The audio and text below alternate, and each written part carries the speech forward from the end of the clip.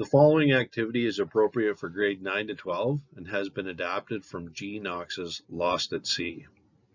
Downloadable handouts and printables that can be distributed to participants can be found in the description of the video.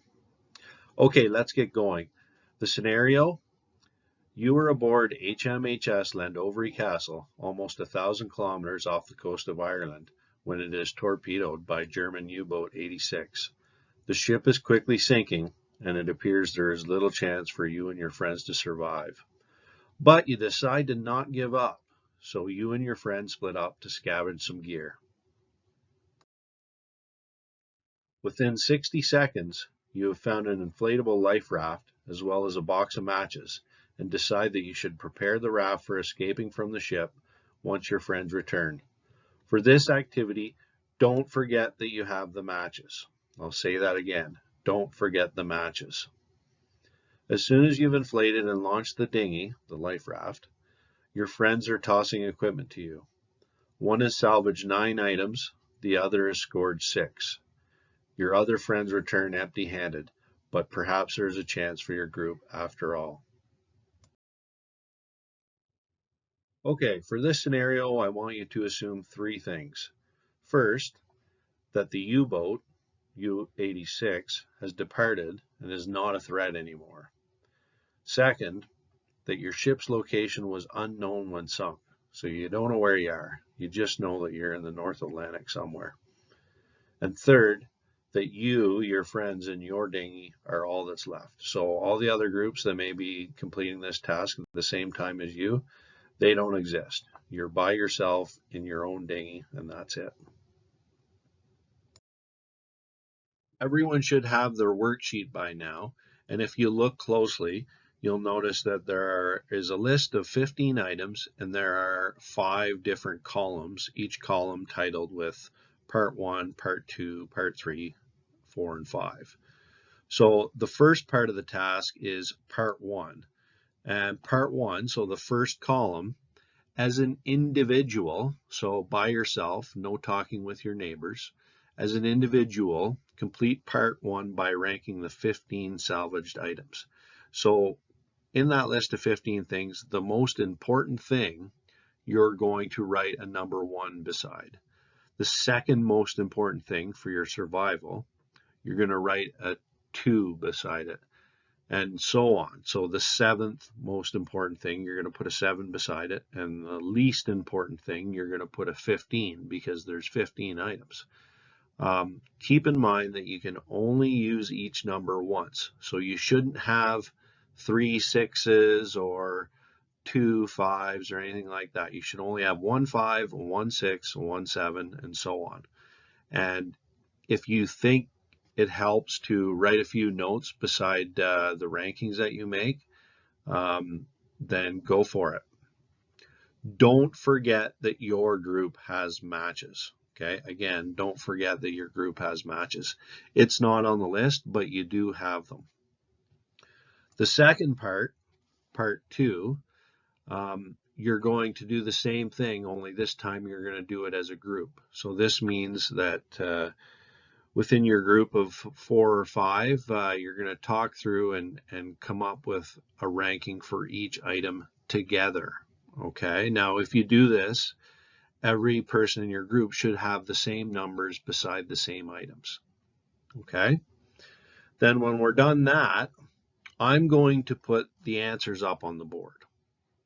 So that's going to be Part 3, where we record the professional sailor ranking. So these are the answers as given by a professional sailor.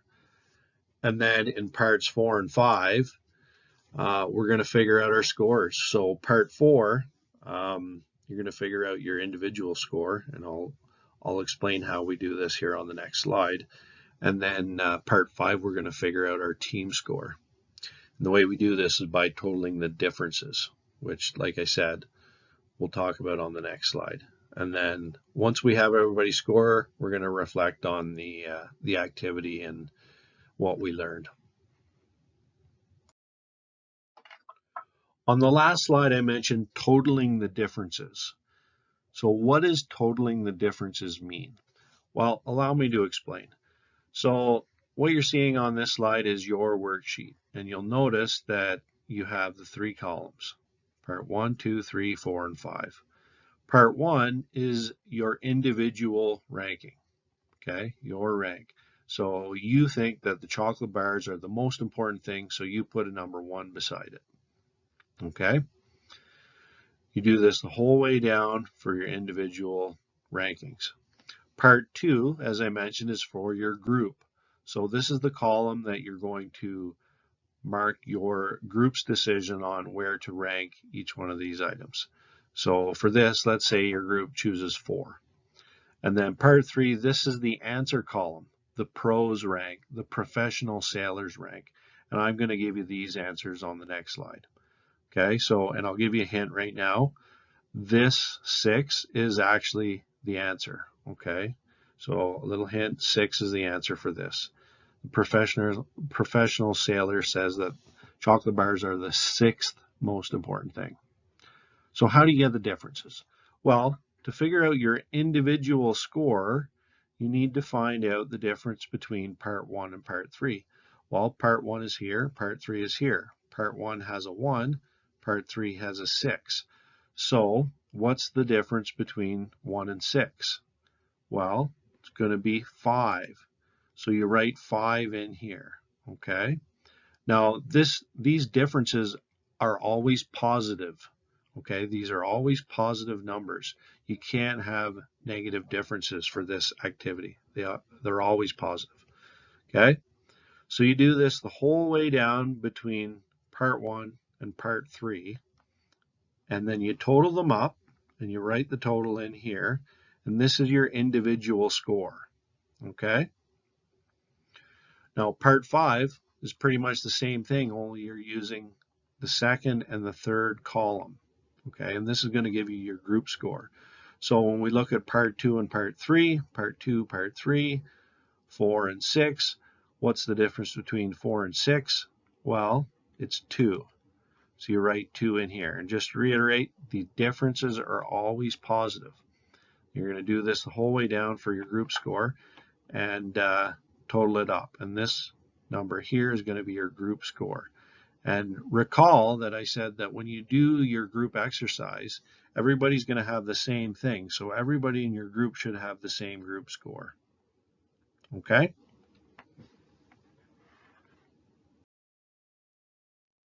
Are you ready?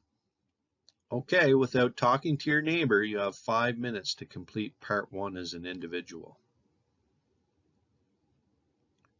Once you're completed part 1, combine with your group, ideally a group of 5. Groups of 4 or 6 are also okay, but 5 is ideal.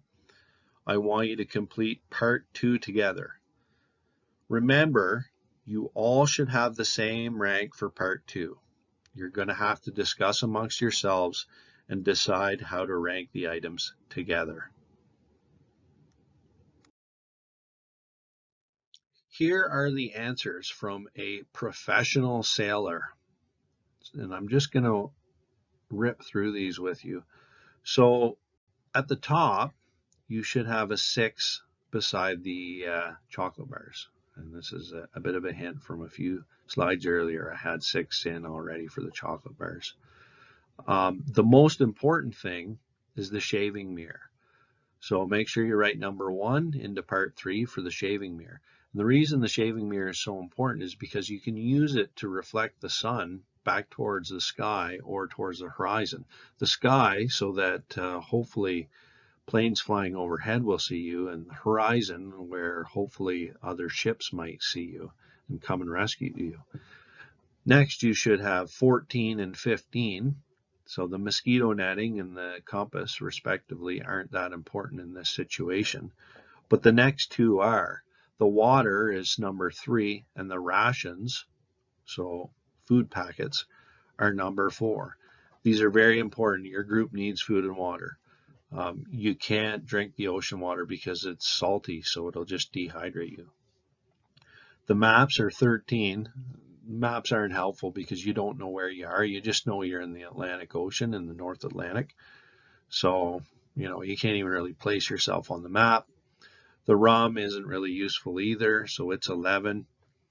oil and gas mixture is quite important. It's number 2. To me, so the plan with oil and gas is that you pour it into the water and then you light it on fire with those matches that you have. Now, to me, it seems a little risky, because what if your dinghy gets into the fire and either starts on fire or starts to melt? Seems pretty risky. But just to reiterate, these are the rankings as given by a professional sailor. Next, the rope is 8. The radio, which non-transmitting means you can't send any signal. Plus, you're not going to be within range of any radio stations that you can actually listen to for music or anything, so it's not useful. 12. And then the plastic sheet is actually pretty good, because you can use it to gather rainwater, which gives you more drinking water, or you can use it for shelter from the sun or the wind or whatever. So it's 5. And then the floating sea cushion, 9, the shark repellent, 10, and the fishing kit and pole are 7.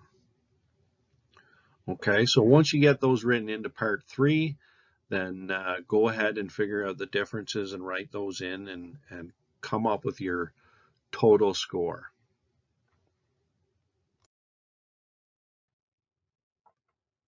How did you do? Did you or your group survive?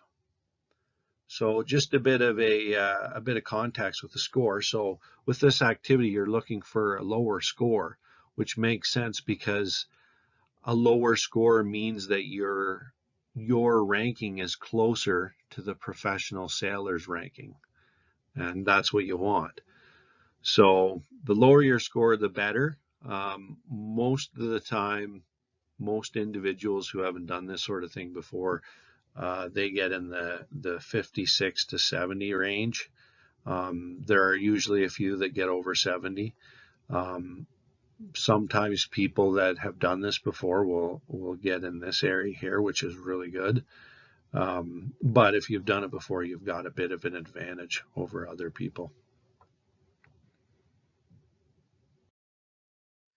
And here are a couple questions for discussion. First off, if your personal score was better than the team's, why do you suppose that happened? In contrast, why do you suppose that the team score was better than your individual score? Secondly, what were some noted advantages or disadvantages while completing this exercise by yourself or as part of a group? Third, did your group have a leader? If so, how was the leader chosen? Maybe it wasn't chosen, maybe it just kind of evolved. If you didn't have a leader, how did your group manage the discussion? Thoughts, anyone? And lastly, which 3 characteristics are most important for a good teammate to have? Okay, so think about any clubs or group schoolwork you've done in the past, or maybe you play sports. What are some important characteristics for good teammates to have? And what about on the raft? Any differences there?